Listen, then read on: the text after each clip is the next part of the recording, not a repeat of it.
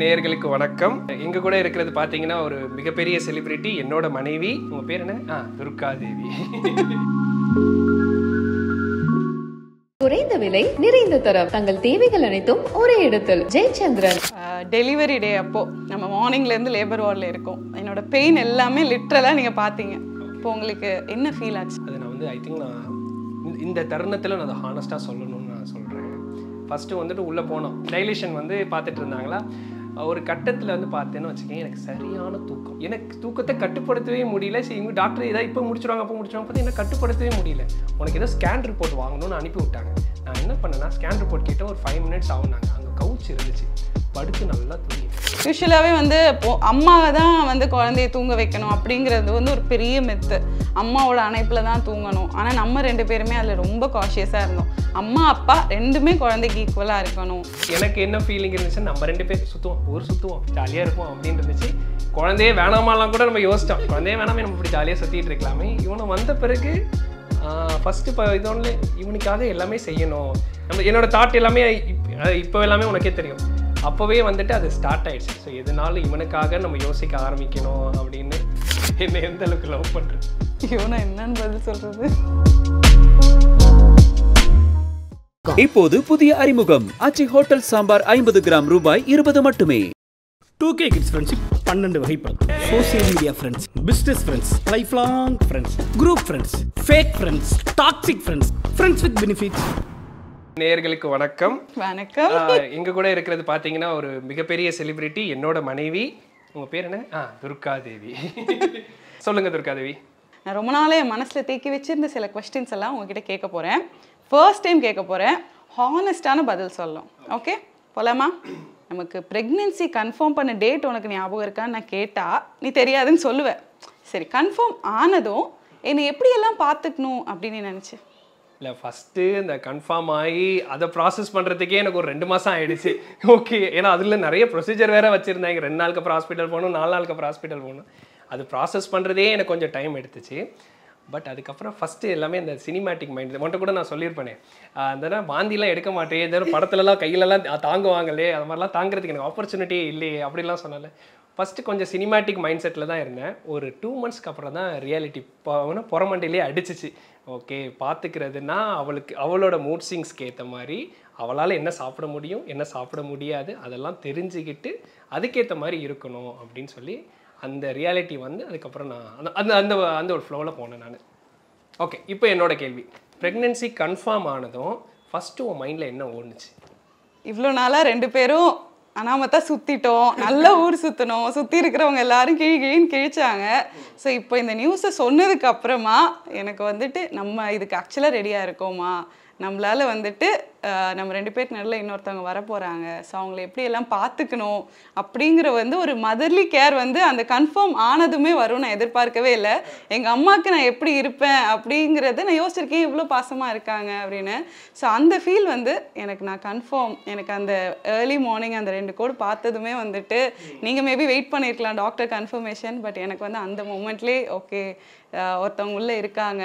So இனிமேல் கண்டதை மேயக்கூடாது, பொறுப்பாக இருக்கணும், குழந்தைக்கு ஏற்ற மாதிரி ஹெல்த்தியாக சாப்பிடணும் அப்படிங்கிற மாதிரி ஒரு அம்மாவாகவே அந்த டேவே எனக்கு ஃபீல் ஆயிடுச்சு. இப்போவே நீ உன் பையனுக்கு தான் நீ யோசிக்கிற, அதில் எங்கேயுமே கோகுல் பிரசாத்ங்கிற ஒரு கேரக்டரே வரலையே. இல்லை, ஏன்னா அம்மாக்கும் பிள்ளைக்கும் இருக்கிற அந்த bond it is always special. பார்த்துக்குங்க நேயர்களே, இது ஆக்சுவலாக எனக்கு ரொம்ப நாளாக ஓடிட்டே இருந்துச்சு. டெலிவரி அகரன் பிறந்த அன்னைக்கு, அதாவது அந்த night Leo first day show போனல, அது நான் போனதுக்கு நீ ஏதாவது ஆனியா? இது நீங்கள் கேட்டிருக்கவே கூடாது. அதை நீங்கள் டிக்கெட் புக் பண்ணப்பே நான் சொன்னேன், வேணாம் போகாதீங்க. ஏன்னா லைக் ஆல்மோஸ்ட் எண்டு வந்துட்டோம். எனக்குமே பார்த்தீங்கன்னா அதை ரொம்ப காலைல நீர் போட்டுச்சு. நான் அத்தனை தடவை சொன்னேன். அதை மீறி நீங்கள் போனப்போ ஆக்சுவலாக ஹர்ட்டுன்னு இல்லை, ஆனால் திடீர்னு ஒரு அவசரம் அப்படின்னா பக்கத்தில் கோகுல் இல்லையே அப்படிங்கிற ஒரு சின்ன வருத்தம் மட்டும் ஆனால் இருந்துகிட்டே தான் இருந்துச்சு. பட்டு அதுக்கு சேர்த்த மாதிரி தான் 2 மணிக்கு வந்தீங்க, 4 மணிக்கு நான் உங்களை அடித்து கிளப்பி ஹாஸ்பிட்டல் அழைச்சிட்டு போயிட்டேன். என்னென்னால் தளபதிக்காக யோசிக்கணுமா? நல்ல வேலை புள்ளைக்கு லியோன்னு பேர் வைக்கல நீங்கள். யோசிச்சேன். ஆமாம், அப்போ தான் ஒரு இன்னும் ட்ரெண்ட் ஆகலாமேன்னு யோசித்தேன். வீட்டில் செருப்பாலே அடிப்பாங்களேங்கிறனால அதை அமைதியாக விட்டுட்டேன் நான். டெலிவரி டே அப்போது நம்ம மார்னிங்லேருந்து லேபர் வார்டில் இருக்கோம். என்னோட பெயின் எல்லாமே லிட்ரலாக நீங்கள் பார்த்தீங்க. இப்போ உங்களுக்கு என்ன ஃபீல் ஆச்சு? அது நான் வந்து ஐ திங்க் நான் இந்த தருணத்தில் நான் அதை ஹானஸ்ட்டாக சொல்லணும்னு நான் சொல்கிறேன். ஃபஸ்ட்டு வந்துட்டு உள்ளே போனோம். உள்ளே போயிட்டு உனக்கு எல்லாம் அந்த அது என்ன ஒரு வார்த்தை சொல்லுவாங்களே, சென்டிமீட்டரில் டைலேஷன் வந்து பார்த்துட்டு இருந்தாங்களா. ஒரு கட்டத்தில் வந்து பார்த்தேன்னு வச்சுக்கேன், எனக்கு சரியான தூக்கம். எனக்கு தூக்கத்தை கட்டுப்படுத்தவே முடியல. சரி இவங்க டாக்டர் ஏதாவது இப்போ முடிச்சிடுவாங்க பார்த்தா எனக்கு கட்டுப்படுத்தவே முடியல. உனக்கு ஏதோ ஸ்கேன் ரிப்போர்ட் வாங்கணும்னு அனுப்பி விட்டாங்க. நான் என்ன பண்ணேன்னா ஸ்கேன் ரிப்போர்ட் கேட்டால் ஒரு 5 மினிட்ஸ் ஆகுனாங்க. அங்கே கவுச் இருந்துச்சு, படுத்து நல்லா தூங்கிட்டேன். அதுக்கப்புறம் எங்கள் அண்ணன் உன்னை பார்க்க வந்தவங்க தான் என்ன எழுப்பி விட்டாங்க. டேய் உனக்கு புள்ள பிறக்குதுன்னு சொன்னியடா, எங்கடா? ஐயோ ஆமாம் அப்படின்னு சொல்லிட்டு அதுக்கப்புறம் தான் போயிட்டு வந்தேன். ஸோ அப்போ வந்து எந்த ஒரு இம்பேக்ட்டுமே இல்லை நீங்கள் சொல்ல வரீங்க?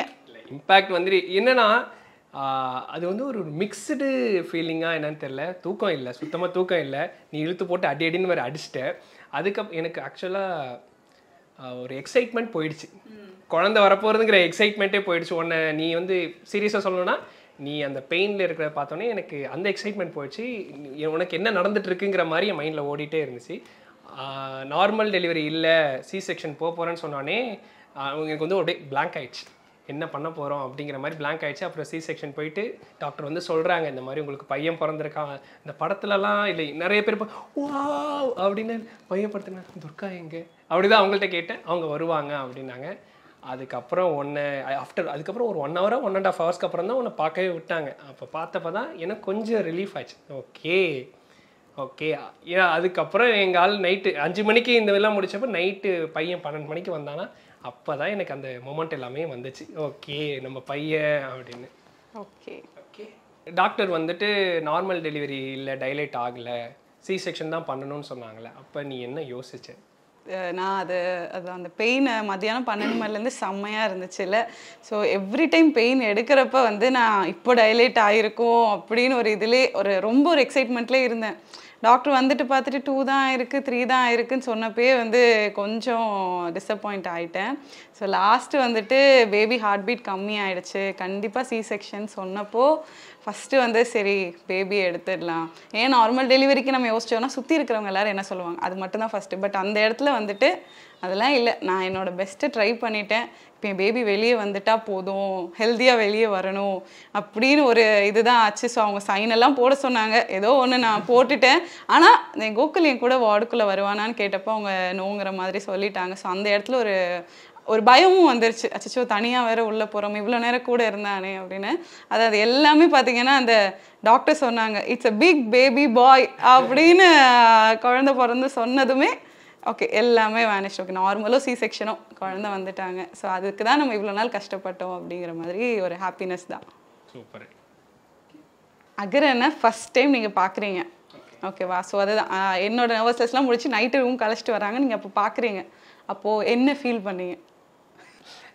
ஐ திங்க் வந்து இது வந்து படத்தில் பார்த்தனாலே என்னன்னு தெரியல, எல்லா பசங்களுமே வந்துட்டு வாரணமாயிரம், நம்ம சூர்யா ஃபேனுங்கிறனால எனக்கு அந்த வாரணமாயிரமில் வந்து அவர் கையில் வச்சுட்டு சொல்லுவார்ல, கையில் ஒத்த பைசா இல்லை ஆனால் இவனுக்காக எல்லாம் பண்ணணும்னு தோணுது.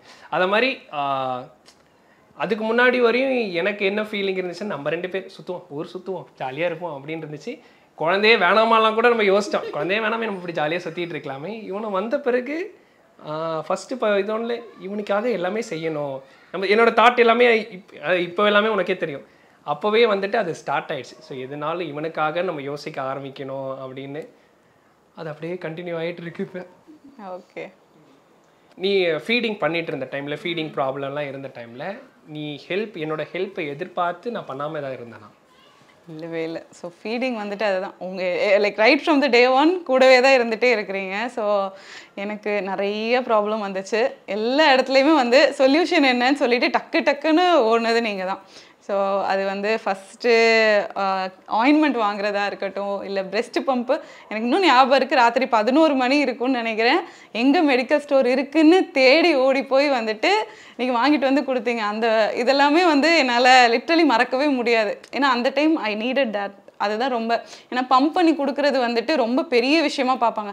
குழந்தைக்கு என்ன இவ பம்ப் பண்ணி கொடுக்குறா, பட் அந்த இடத்துல நீ வந்துட்டு என்னைய ப்ரையாரிட்டியில் வச்சுட்டு பம்ப் பண்ணி கொடுத்துடுவோம் அப்படின்னு சொல்லி நீ போய் வாங்கிட்டு வந்து, ஏன்னா ஆஸ் அ மதர் என்னோட அம்மாவுக்கு சரி நம்ம பொண்ணு கஷ்டப்படக்கூடாது அப்படிங்கிற மாதிரி இருக்கும்.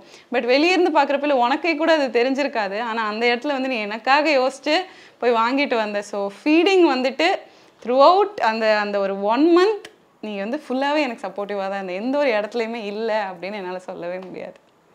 So thanks to you.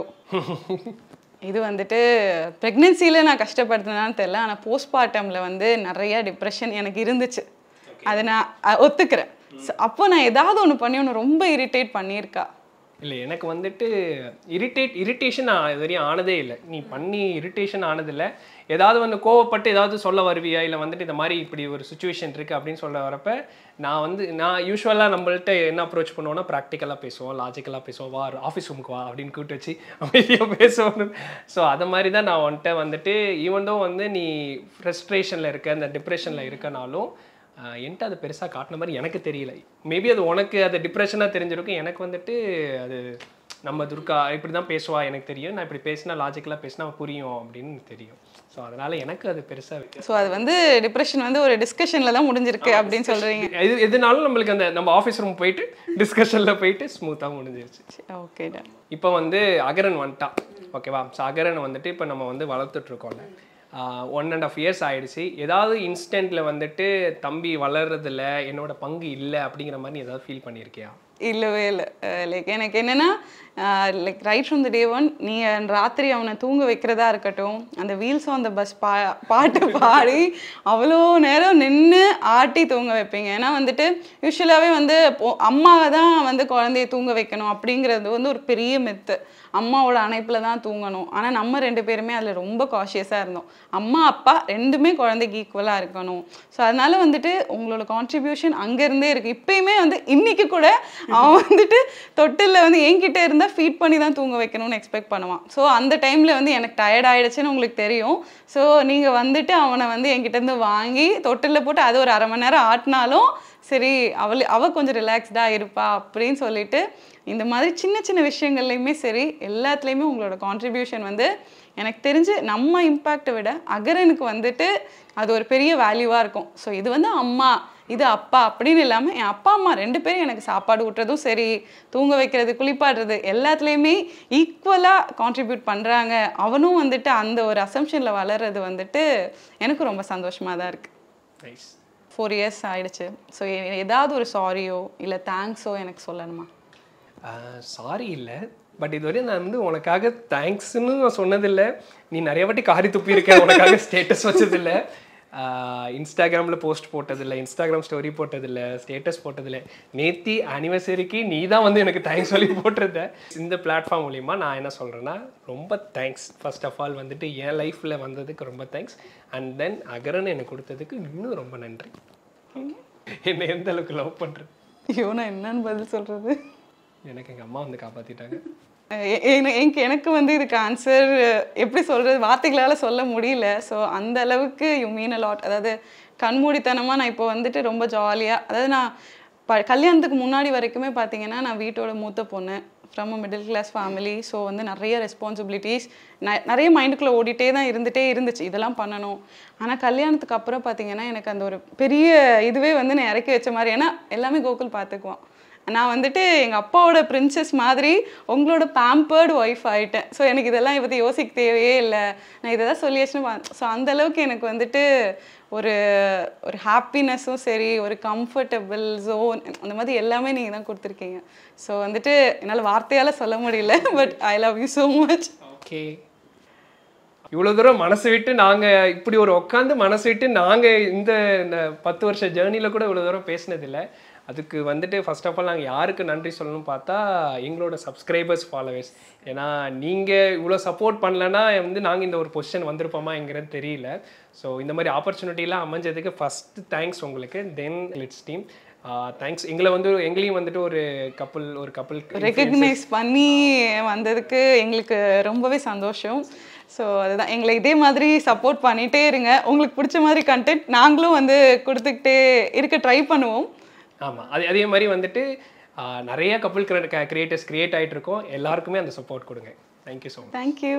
குறைந்த விலை நிறைந்த தரம் தங்கள் தேவைகள் அனைத்தும் ஒரே இடத்தில். ஜெயச்சந்திரன். இப்போது புதிய அறிமுகம் ஆச்சி ஹோட்டல் சாம்பார் 50 கிராம் ரூபாய் 20 மட்டுமே. ஒரு பொண்ணும் பையனும் பைக்கில் போனாலே லவர்ஸ்ன்னு நினைக்கிறது இல்லை, திருந்துங்கடா. டூகே பாய், என்னோட சினிமா எக்ஸ்பீரியன்ஸில் சொல்கிறேன், ட்ரையாங்கிள் லவ் ஸ்டார்ட் ஆகியே தீரும்.